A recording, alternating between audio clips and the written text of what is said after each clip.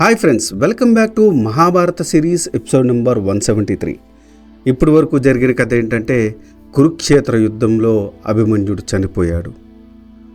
దానికి కారణం ద్రోణుడు వేసిన పన్నాగం.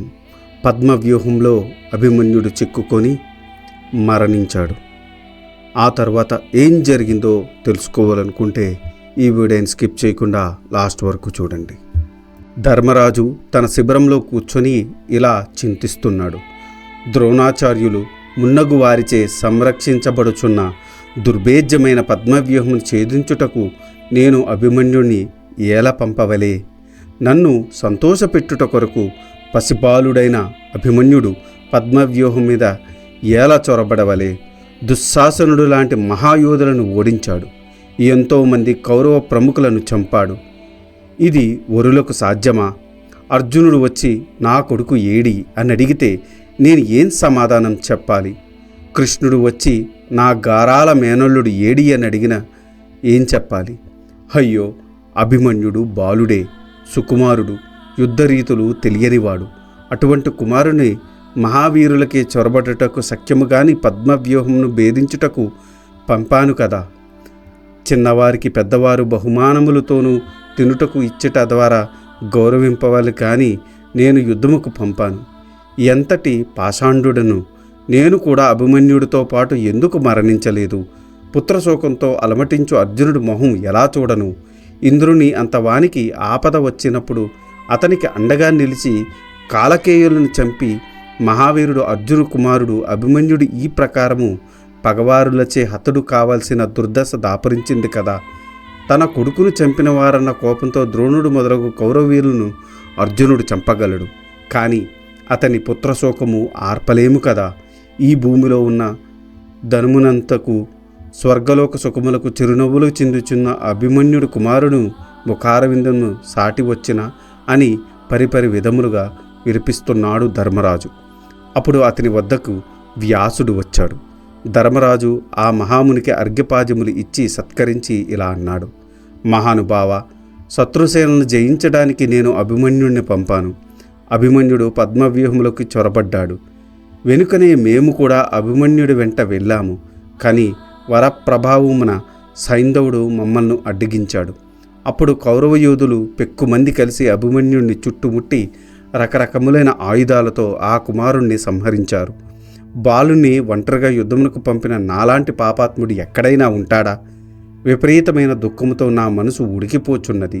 నా పాపానికి నిష్కృతి లేదు అని విలపించాడు. అప్పుడు వ్యాసుడు, ధర్మజ, శోకింపకము. ఎంతోమంది యోధులను చంపిన అభిమన్యుడు బాలుడా? శత్రువులు అతని మీద క్రూరమైన బాణములు సంధించక పూల బాణాలు వేస్తారా? తెలివిగలవారు విపత్తులు వచ్చినప్పుడు నీ మాదిరి శోకింపరు. పైగా మరణము అత్యంత సహజము. గరుడ, ఉరగ దానవులకే మరణము తప్పలేదు. మానవ మాత్రలను మనమెంత? విధిని తప్పించుకొనుటకు ఎవరికీ తరం కాదు. కాబట్టి ధైర్యము తెచ్చుకునుము, కాగల కార్యము గురించి ఆలోచించుము అని పలికాడు. మునీంద్ర, ఆ భూమిని ఎంతోమంది ధైర్యశాలురు, పరాక్రమవంతులైన మహారాజులు, మహాత్ములు ఏలారు కదా.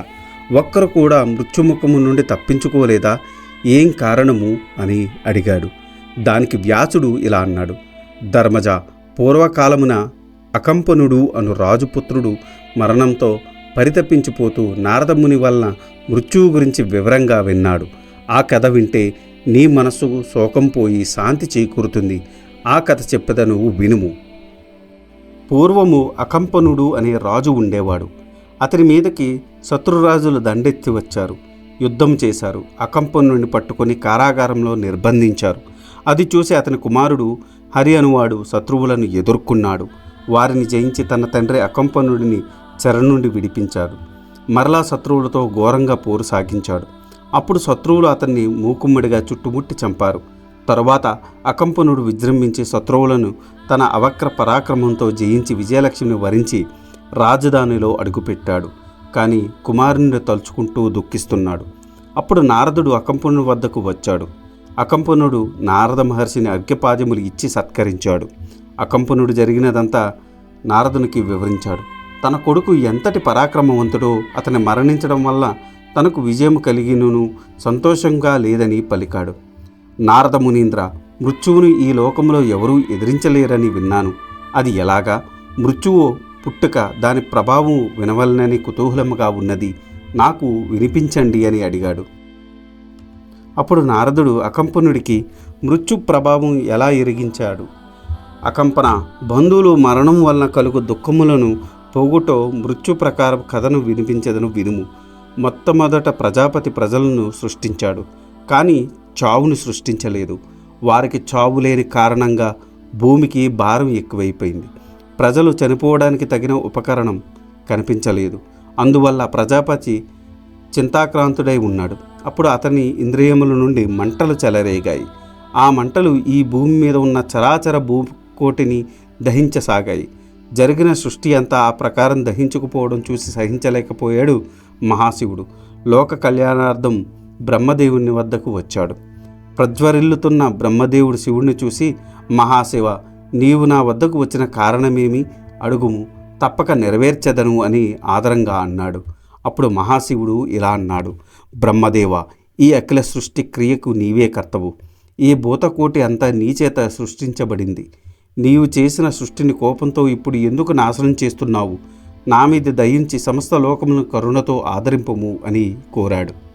పరమశివ, నా యందు కోపము గాని కామము గాని లేవు. ప్రజలను సృష్టించాను, కానీ మరణము సృష్టించలేదు. అందువలన వారికి మరణం లేదు. పొడమి భారము ఎక్కువైనది. భూభారము పోగొట్టమని భూదేవి నన్ను ప్రార్థించింది.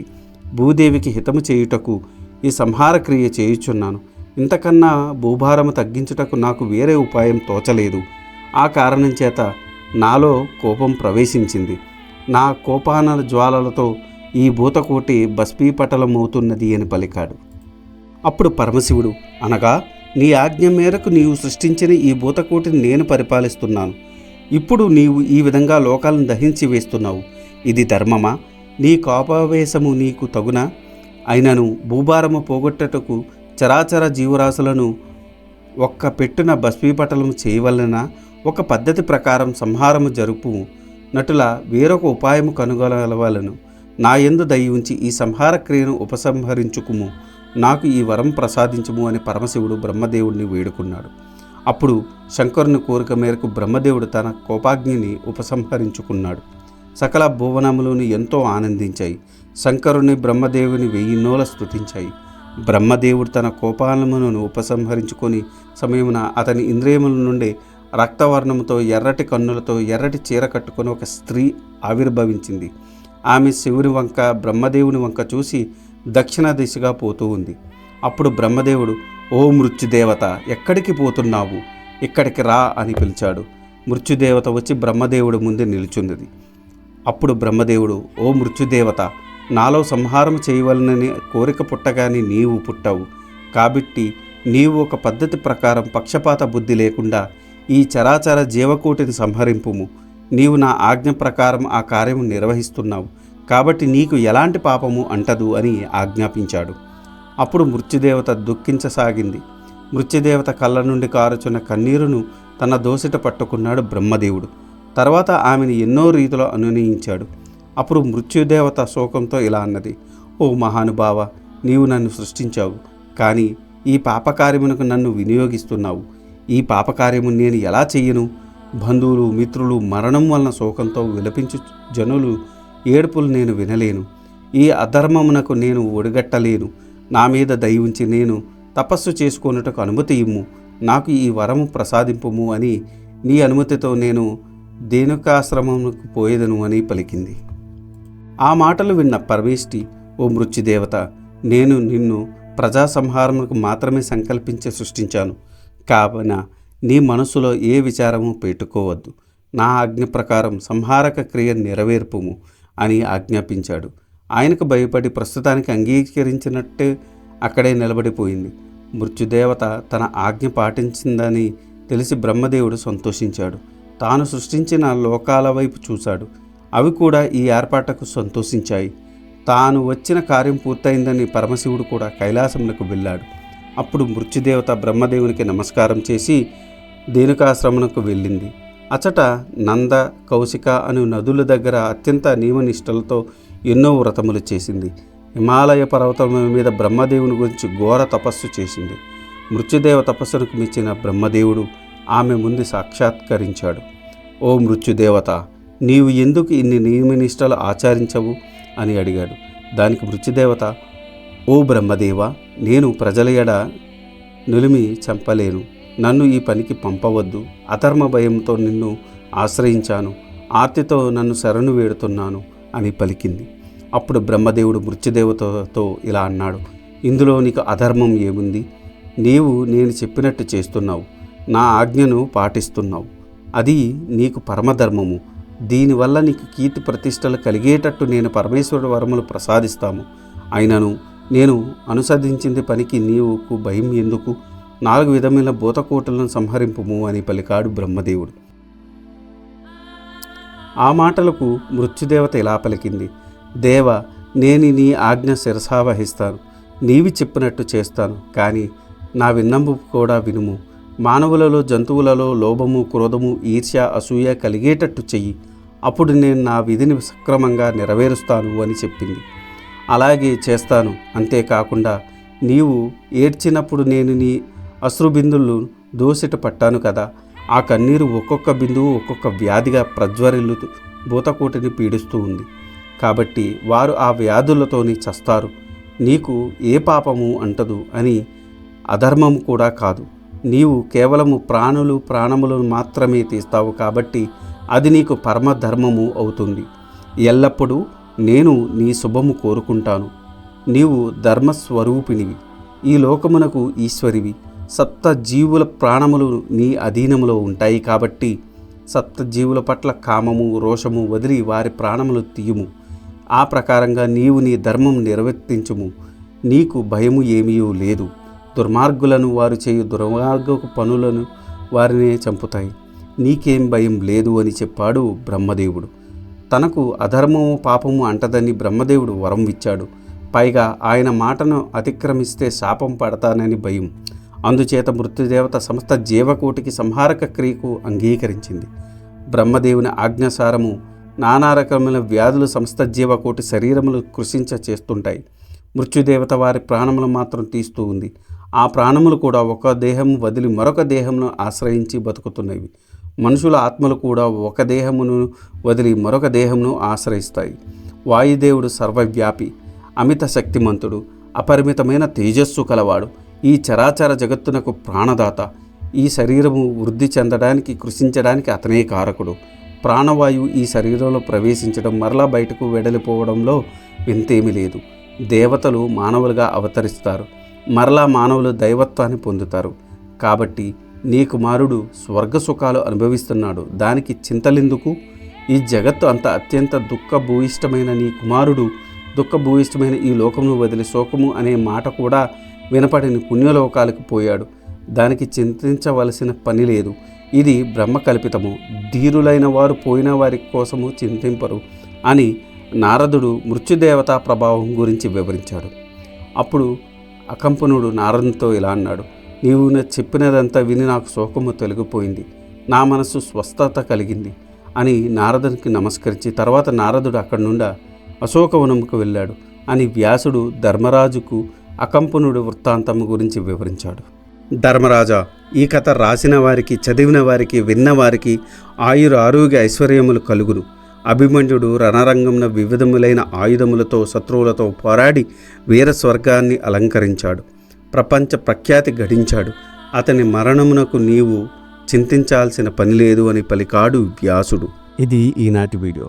ఆ తర్వాత ఏం జరిగిందో తెలుసుకోవాలనుకుంటే మీరు నా నెక్స్ట్ వీడియో కోసం వెయిట్ చేయాల్సిందే. దానికన్నా ముందు నాదొక చిన్న రిక్వెస్ట్. నేను చేసే ఈ మహాభారత సిరీస్ వ్యాస భారతం నుండి కవిత్రయం అంటే నన్నయ్య గారు, తిక్కన గారు, ఎర్రాప్రగడ గారు తెలుగులోకి అనువదించారు. అదే ఈ మహాభారతాన్ని నేను మీకు యథాతథంగా అందించాలనే సదుద్దేశంతో ఈ వీడియోలు చేస్తున్నాను. ఏ జనరేటెడ్ ఇమేజెస్తో వీడియోస్ చేయడం కొంచెం కష్టతరమైన విషయం అయినప్పటికీ మన సనాతన ధర్మంలో ఉన్న మంచిని చెప్పాలనే ఉద్దేశంతో పూర్తి కథని ఈ వీడియోలో రూపంలో అందించడం జరుగుతుంది.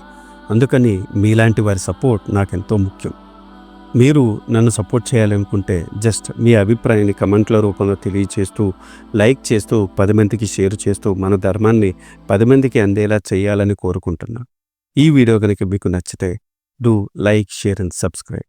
Thanks for watching. జై సనాతన ధర్మం.